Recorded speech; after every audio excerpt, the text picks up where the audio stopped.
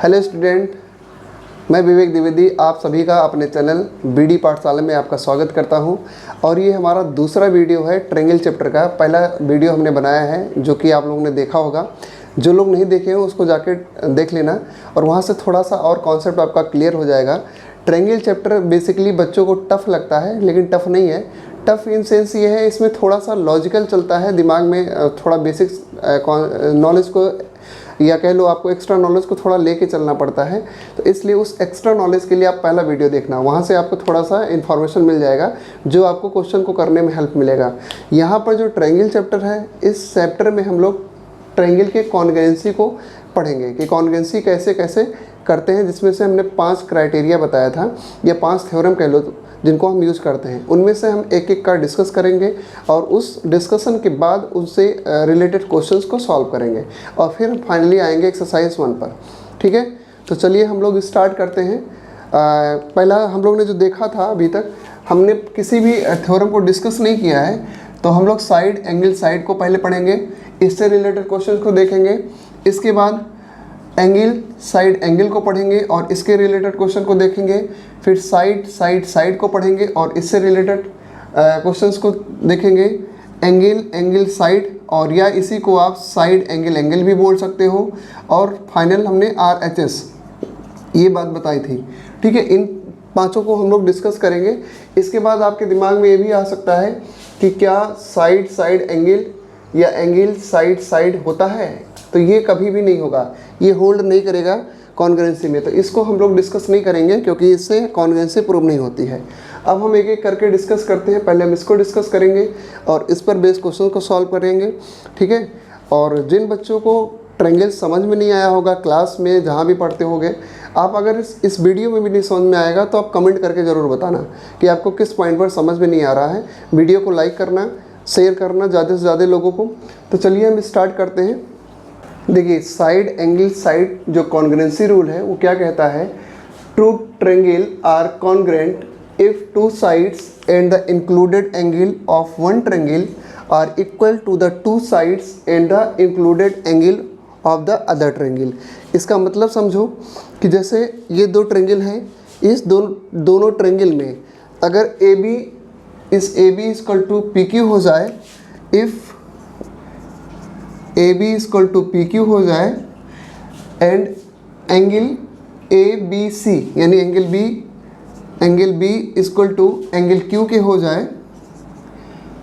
And BC equal to QR हो जाए, BC equal to QR हो जाए, तो हम कहेंगे साइड एंगल साइड से। देखो, साइड एंगल साइड से ये ट्रायंगल और ये ट्रायंगल कॉन्ग्रुएंट हो गया। और इसका प्रूफ नहीं है, जो एक्सिम है उसी से जो इसको प्रूफ मान लिया जाता है, क्योंकि इसके ऊपर कोई प्रीवियसली नॉलेज हम नहीं यूज़ कर सकते हैं। इसलिए मैंने यहाँ नीचे लिख दिया है, this result can not be proved with the help of previously known result and so it is accepted true और एज एन एक्सिम। ठीक है, अब ये हो सकता है, दूसरा कंडीशन ये हो सकता है कि BC इक्वल टू QR हो जाए और BC इक्वल टू QR हो जाए। अब देखो, ये साइड इस साइड के इक्वल हो गया और ये एंगल C और एंगल R के इक्वल हो जाए, angle C equal to angle R हो जाए and PR equal to AC हो जाए, PR इक्वल टू AC हो जाए। अगर ये कंडीशन हो जाती है, यानी साइड एंगल साइड से, ये साइड एंगल साइड से, तो ये दोनों ट्रायंगल कॉन्ग्रुएंट हो जाएगा। या तीसरा कंडीशन ये भी हो सकता है और ये हो जाए, AC इक्वल टू PR हो जाए, AC इक्वल टू PR हो जाए, angle A equal to angle P हो जाए, angle A equal to angle P हो जाए और AB इक्वल टू PQ हो जाए, AB इक्वल टू PQ हो जाए। यानी इन तीनों में से तीनों कंडीशन देखिए। इसमें एक इम्पॉर्टेंट चीज़ है जो इसने लिखा है, 2 sides and the included angle, यानी ये 2 साइड है और इंक्लूडेड एंगल ये हुआ, यानी ये साइड ये दोनों साइड इन दोनों साइड के इक्वल हो जाए और उनका इंक्लूडेड एंगल भी इक्वल हो जाए, तो ये ट्रायंगल और ये ट्रायंगल कॉन्ग्रुएंट होगा। ऐसे ही भी ये जो एंगल बन रहा है इन दोनों साइड से इंक्लूडेड है, यानी ये दोनों साइड इन दोनों साइड के इक्वल हो जाएं और उनके बीच का एंगल ये इक्वल हो जाए, या आप कह लो कि ये दोनों साइड इन दोनों साइड के इक्वल हो जाए और उनके बीच का एंगल इक्वल हो जाए, तो आप यूज़ करोगे साइड एंगल साइड से ये ट्रायंगल कॉन्ग्रुएंट हो जाएगा। तो ये इतना केवल इस थ्योरम में याद रखना है कि अगर दो साइड इक्वल हो रहे हैं यानी इनमें से कोई क्राइटेरिया लग सकता है, यानी ये पॉसिबिलिटीज़ हैं, ये मिलेगा हमको, यानी ये दोनों साइड उनके बीच का एंगल मिल सकता है, ये दोनों साइड उनके बीच का एंगल मिल जाएगा, तो दोनों ट्रायंगल कॉन्ग्रुएंट कहोगे आप। या ये दोनों साइड और ये दोनों साइड इक्वल हो जाएगा तो उनके बीच का एंगल मिलना ज़रूरी है, अगर ये मिल जाता है तो आप कहोगे कि ये ट्रायंगल दोनों कॉन्ग्रुएंट होंगे। अब इस पर बेस क्वेश्चन हमको कैसे करेंगे, अगर ये थ्योरम नहीं आएगी क्योंकि ये एग्जाम है, इसको ऐसे ही एक्सेप्ट कर लिया गया है तो थ्योरम नहीं आएगी, लेकिन इस पर बेस क्वेश्चन आएंगे। तो इसको कैसे करना है, तो यानी आपको क्या करना होगा, जब भी क्वेश्चन कहेगा आपको कि prove that this angle equal to this angle, तो उस केस में आप यही यूज़ करोगे साइड एंगल साइड, अगर दिख रहा होगा आपको वहाँ पर तो साइड एंगल साइड का यूज़ करके दोनों ट्रायंगल को कॉन्ग्रुएंट प्रूव करोगे। अगर कॉन्ग्रुएंट हो जाता है तो एक चीज़ और होगा, CPCT जिसको हम कहते हैं, corresponding part of congruent triangle, ये CPCT लगाएंगे, यानी अगर ये ट्रायंगल कॉन्ग्रुएंट हो गया तो इनके कोरोस्पोंडिंग पार्ट भी इक्वल हो जाएंगे। यानी कोरोस्पोंडिंग पार्ट क्या होंगे वो मैंने इसके पिछले वीडियो में बताया भी था आपको, यानी अगर ये साइड इस साइड के इक्वल, ये साइड इस साइड के इक्वल और ये एंगल ये इस एंगल के इक्वल हो जाएगा तो ये दोनों ट्रायंगल कॉन्ग्रुएंट हो गए। तो कॉन्ग्रुएंट होने पर ये साइड इस साइड के इक्वल भी हो जाएगा, ये एंगल इस एंगल के भी इक्वल हो जाएगा और ये एंगल इस एंगल के भी इक्वल हो जाएगा। यानी जो रिमेनिंग आपने जिसको नहीं लिखा है कि हाँ ये इसके इक्वल है वो भी इक्वल हो जाएंगे, क्योंकि कॉन्ग्रुएंट है। कॉन्ग्रुएंट में मैंने आपको बताया था कि दोनों जब ओवरलैप कर जाते हैं तभी कॉन्ग्रुएंट होता है, तो इसलिए ये दोनों फिर वहाँ हो जाएगा। और वहीं पर हम लिखेंगे जब कॉन्ग्रुएंट प्रूव कर देंगे तो लिखेंगे by CPCT this equal to this, यानी ये साइड इक्वल टू ये साइड, या कह लेगा एंगल ये इक्वल टू एंगल P। ठीक है, इससे रिलेटेड कुछ क्वेश्चंस करते हैं। देखो इस क्वेश्चन में दिया गया है इन the given figure find the measure of angle QPR, ये फिगर है इसमें QPR, यानी ये एंगल आपको फाइंड करना है। अब यहाँ पर अगर क्वेश्चन को ध्यान से आप देखो तो जितना AB है उतना ही PQ दिया गया है 6 सेंटीमीटर, दूसरा जितना ही BC है उतना ही QR दिया गया है 6 सेंटीमीटर, और इन दोनों साइड के इंक्लूडेड एंगल 60 डिग्री दिया है। यानी यहाँ पर साइड एंगल और साइड से ये ट्रायंगल और ये ट्रायंगल कॉन्ग्रुएंट हो जाएगा। तो आप इसको कैसे लिखोगे, in triangle ABC and triangle PQR। एक चीज़ और ध्यान रखना है, अगर हमने ट्रायंगल ABC लिखा है तो ट्रायंगल PQR यानी जिस सीक्वेंस में इसके कॉरस्पॉन्डिंग साइड होंगे, यानी जो वर्टिसेस आप ले रहे हो वही सीक्वेंस होना चाहिए। यानी अगर हम इसको ये नहीं लिख सकते कि ट्रायंगल ABC कॉन्ग्रुएंट, ये कॉन्ग्रुएंसी का साइन होता है कॉन्ग्रुएंट ट्रायंगल RPQ, ऐसा नहीं लिख सकते हैं, क्योंकि उस केस में क्या होगा AB इक्वल टू RP हो जाएगा, और AB हमारा ये है AB इक्वल टू RP, ये यहाँ 6 है, यहाँ गिवन ही नहीं है हमको 6 है, तो ये साइड इसके इक्वल कैसे हो जाएगा। इसलिए जिस सीक्वेंस में होना चाहिए, यानी जिनके वर्टिसेस पहले आपने लिया है सेम सीक्वेंस में होना चाहिए, यानी उनके कॉरस्पॉन्डिंग साइड ही इक्वल और उनके कॉरस्पॉन्डिंग एंगल ही इक्वल होते हैं। तो ये मस्ट है, इसको विशेष ध्यान रखना है इसमें। अब क्या करेंगे, इन ट्रायंगल ABC और ट्रायंगल PQR को अब ये कैसे पता चलेगा क्या लेंगे, तो इसके पहले आपको देखना होगा ना कि हमको कौन सा साइड दिख रहा था। हमको दिख गया कि ये साइड इस साइड के इक्वल है, ये साइड इस साइड के इक्वल है, और दोनों का इंक्लूडेड एंगल 60 डिग्री, यानी हम एंगल ABC यूज़ करेंगे तो यहाँ PQR यूज़ करेंगे। तो हमने इन ट्रायंगल ABC और ट्रायंगल PQR ले लिया। इसमें देखा जाए तो AB इक्वल टू PQ कि कितना है 6 सेंटीमीटर, तो रीजन हमको देना होगा क्यों इक्वल है दोनों, क्योंकि दोनों 6 सेंटीमीटर है, इसलिए सेम है कि लिखेंगे BC। आपने पहले ट्रायंगल ABC लिखा है तो उसकी साइड को इधर लिखोगे, ट्रायंगल PQR बाद में लिखा है तो उसकी साइड को आप इधर लिखोगे। तो BC इक्वल टू आ जाएगा QR, और वो भी 6 सेंटीमीटर दिया है, यहाँ लिख लेंगे। और इन दोनों के बीच का एंगल यानी angle ABC equal to angle PQR equal to 60 degree, ये भी गिवन है। तो ये सारी चीज़ें आपकी गिवन है, तो यहाँ ब्रैकेट में लिखना होगा कि गिवन है, इसमें भी आप लिख लो गिवन है, और ये भी गिवन है। तो तीनों चीज़ें हमको गिवन है। और अभी इसके जस्ट पहले हमने देखा कि साइड एंगल साइड से ये दोनों ट्रायंगल कॉन्ग्रुएंट हो जाएंगे। तो साइड देखो, ये साइड ये साइड इस साइड के इक्वल, ये साइड इस साइड के इक्वल, और दोनों का इंक्लूडेड एंगल भी इक्वल। तो यहाँ से कहेंगे ट्रेंगल ABC, यहाँ लिख देंगे hence triangle ABC congruent triangle PQR। लेकिन क्यों, क्या लगाया आपने, साइड एंगल साइड से, ठीक है, बाई साइड एंगल साइड लिख लो, ये हो गया। अगर दो ट्रेंगल कॉन्ग्रेंट हो जाते हैं तो बाई CPCT आप क्या बोलोगे कि ये एंगल इस एंगल के, देखो ये साइड इस साइड के इक्वल है तो इसके कॉरस्पॉन्डिंग एंगल ये और इसके कॉरस्पॉन्डिंग एंगल ये एंगल इस एंगल के इक्वल हो जाएगा, यानी angle BAC। So angle BAC equal to angle QPR, angle QPR, और यही एंगल QPR हमको फाइंड करना है, QPR भी फाइंड करना है। ये दोनों इक्वल हो जाएगा, और क्यों होगा तो यहाँ लिखोगे by CPCT corresponding part of congruent triangle से। तो अगर ऐसा हो जा रहा है तो हम क्या लिखेंगे, BAC की वैल्यू कितनी है 3x इक्वल टू QPR कितनी है 2x प्लस 20। इस 2x को इधर ले आओ तो 3x इधर आएगा माइनस का हो जाएगा, 2x इक्वल टू 20 हो जाएगा। यहाँ से आप कहोगे 3x में से 2x माइनस किया जाएगा तो ये x आ जाएगा, x इक्वल टू 20 आ गया। ये आपको x की वैल्यू 20 आ गई, और जो एंगल QPR है वो कितना है 2x plus 20। Angle QPR equal to 2x plus 20। x की वैल्यू यहाँ रख दो आप, तो कितना हो जाएगा 2 इंटू एक्स की जगह आप रखोगे 20 और प्लस 20, तो 22 × 40 प्लस 20 इक्वल टू 60 डिग्री, यानी ये एंगल आपका QPR आ गया। आई होप आपको समझ में आया होगा। चलिए एक क्वेश्चन और देखते हैं इस पर। अगर आपको जहाँ पर डाउट लगे वीडियो को रोक के या दोबारा उस वीडियो को देख सकते हो। यहाँ पर इस चैप्टर बच्चों को टफ लगता है, इसलिए कोशिश किया करो बहुत अच्छे से कंसंट्रेट होकर इसको समझा करो, ठीक है। आते हैं नेक्स्ट क्वेश्चन पर। ये जो क्वेश्चन है NCERT एग्जाम्पल नंबर 2 है। इस क्वेश्चन को ध्यान से समझना।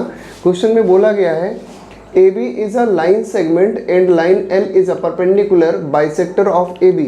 यानी एक कोई लाइन AB है, तो इधर मैं ड्रॉ कर देता हूँ। ये एक को लाइन AB है, इस लाइन AB का एक परपेंडिकुलर बाइसेक्टर लाइन है L।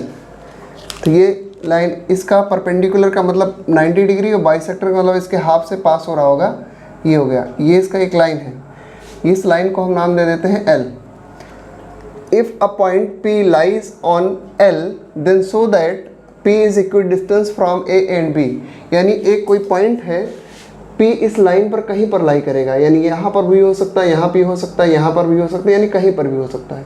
सपोज कर लेते हैं ये जो पॉइंट P है वो यहाँ पर है, तो आपको दिखाना है ये इक्विडिस्टेंस पर होगा, दैट इज़ AP और PB ये दोनों इक्वल होंगे, ये आपको दिखाना है। यानी AP इक्वल टू या PA इक्वल टू PB, यानी ये जितनी इन्फॉर्मेशन गिवन थी वो हमने यहाँ पर लिख दी है, और उसके अकॉर्डिंग जो क्वेश्चन दिया गया था उसके अकॉर्डिंग हमने फिगर बना दिया है। अब देखो यहाँ पर हम क्या लिखेंगे, सिंस लाइन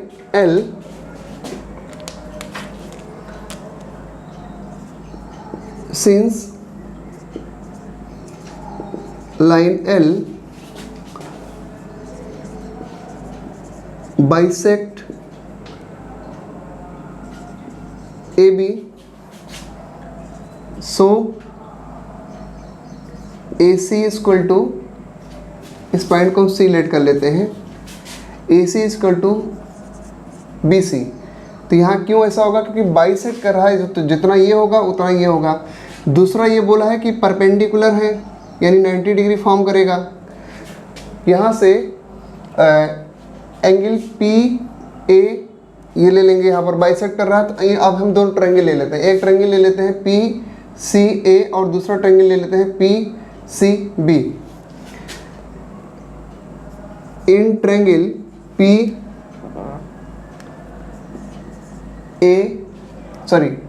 चलो यही ले लेते हैं PAC in triangle PBC। Sequence देखो, हम पहले क्या ले रहे थे PCA तो PCB ले रहे थे, लेकिन हम यहाँ पर PAC लिख दिया तो PBC लिखना होगा। सीक्वेंस इसमें इंपॉर्टेंट है। अब देखो एंगल P और एंगल P दोनों में साफ साफ दिख रहा है, यहाँ पर ये इक्वल होगा, लेकिन यहाँ दिया नहीं गया तो इसको हम नहीं यूज़ करेंगे। यहाँ पर एंगल C जो है सी और ये सी, ये देखो इसमें भी वही सीक्वेंस, यहाँ पर थर्ड पॉइंट पे सी आ रहा है, यहाँ पर भी थर्ड पॉइंट पे सी आ रहा है, यानी ये पी सी ए, यानी ये एंगल सी और पी सी बी ये एंगल इक्वल हो जाएगा। तो यहाँ से आप लिखोगे A C is equal to B C, इसका ए सी ये वाला A C is equal to B C, A C is equal to B C given है, ये देखो अभी मैंने लिखा ऊपर है ना, इसको 1 मान लो, तो यहाँ लिख देना from 1।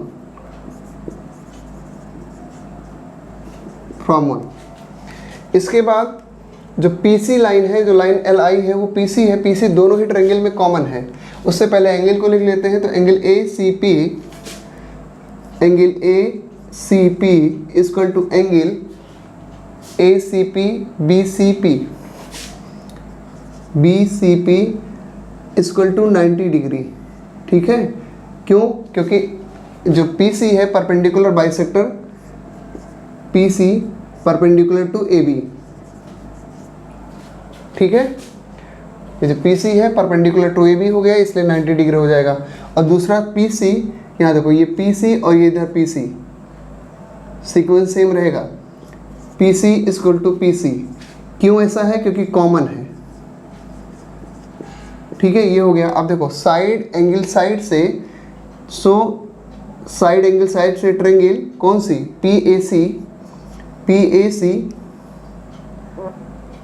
Triangle PAC congruent triangle PBC किससे किया? साइड एंगल साइड से। ठीक है, अगर ये PBC ये इक्वल हो जाता है तो यहाँ से आप क्या लिख सकते हो? ये ट्रायंगल इस ट्रायंगल के कॉन्ग्रेंट हो गया। अगर दो ट्रायंगल कॉन्ग्रेंट हो गया तो क्या होगा? साइड भी इक्वल हो जाएगा। ये 90 डिग्री, ये 90 डिग्री, तो इसके कॉरस्पॉन्डिंग साइड ये, इसके कॉरस्पॉन्डिंग साइड ये, अपोजिट साइड, यानी इस एंगल के, ये एंगल इसके इक्वल है और इसके अपोजिट साइड ये है, इसके अपोजिट साइड ये है, तो ये दोनों एंगल इक्वल है तो इनके अपोजिट साइड भी इक्वल हो जाएंगे। यानी यहाँ से कहेंगे PA इक्वल टू PB हो जाएगा। Hence PA equal to PB किससे? बाई CPCT से, corresponding part of congruent triangle से। ये अगर PA इक्वल टू PB हो गया तो क्या हो गया? यानी PA equal to PB, that means P is equal distance from A and B। Hence we can say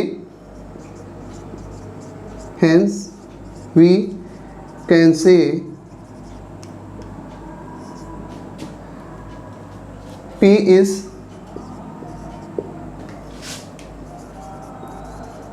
equidistance from A and B। ठीक है, आपको समझ में आया होगा।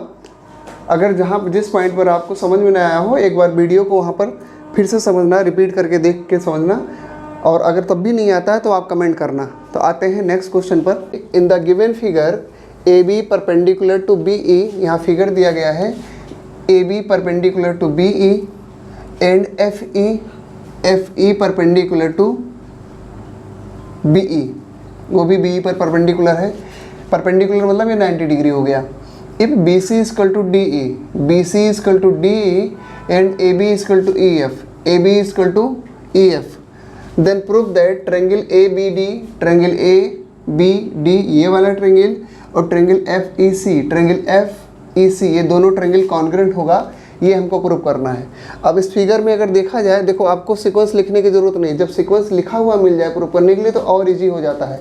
इसका मतलब हो गया कि AB इक्वल टू FE होगा, देखो दिया भी गया है AB इक्वल टू FE होगा, BD इक्वल टू EC होना चाहिए, तो BD ये हो गया और EC ये हो गया, लेकिन हमको BD दिया ही नहीं गया है, हमको दिया गया BC इक्वल टू DE।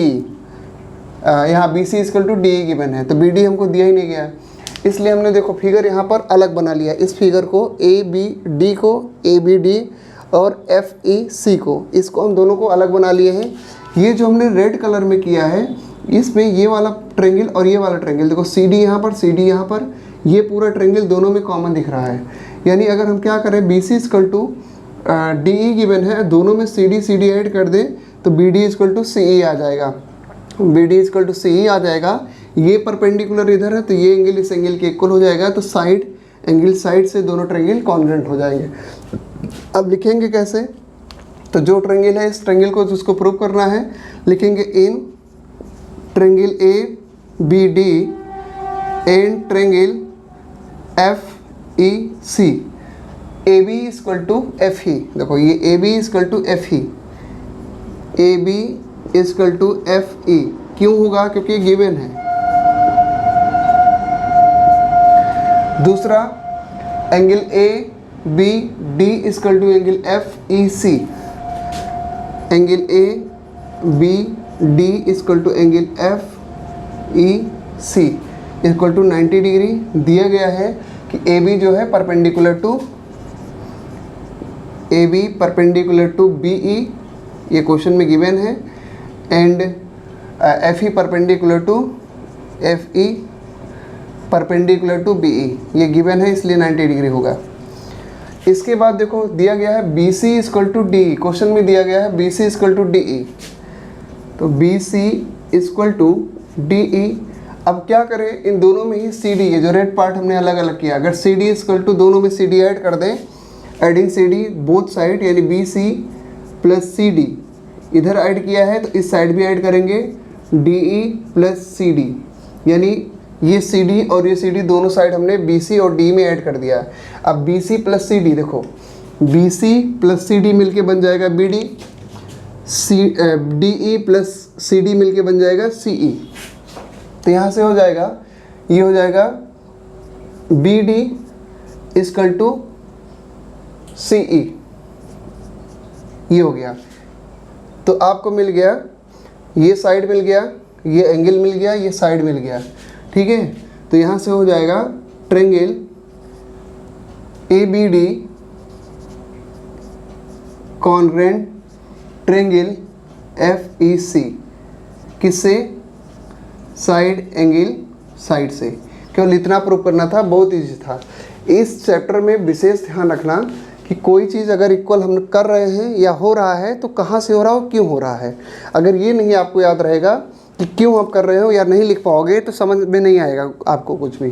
तो यानी अगर हमने A B equal to F E लिखा है तो कहाँ से लिखा है, ये इसको ध्यान से समझना है। इसको अगर गिवन है तो मैं गिवन यहाँ पर लिखूँगा, अगर गिवन नहीं है तो रीज़न दूंगा कि क्यों मैं यहाँ पर कर रहा हूँ, और ये रीज़न आपको देना ही पड़ेगा क्वेश्चन को करते समय। इसलिए एक एक पॉइंट को, एक एक लाइन को, कि कोई चीज़ किसी के इक्वल हो रही तो कैसे हो रही है और क्यों हो रही है, वो रीज़न के साथ यहाँ होना चाहिए और इसी को आपको समझना है। अगर ये समझ में आ गया तो आपके लिए चैप्टर ईजी हो जाएगा, अगर इतना समझ में नहीं आएगा तो आपके लिए चैप्टर टफ हो जाएगा, ठीक है। हाँ, तो आई होप आपको समझ में क्वेश्चन आ गया होगा। तो एक थ्योरम हमने करा दिया, उस पर बेस्ड क्वेश्चन को हमने 3 क्वेश्चंस को करा दिए हैं। अभी एक थ्योरम कराएंगे और इसके बाद उस पर रिलेटेड क्वेश्चन कराएंगे, फिर प्रॉपर्टीज़ ऑफ ट्रायंगल होगा, उससे रिलेटेड क्वेश्चन होगा। उसके बाद हम एक्सरसाइज स्टार्ट करेंगे।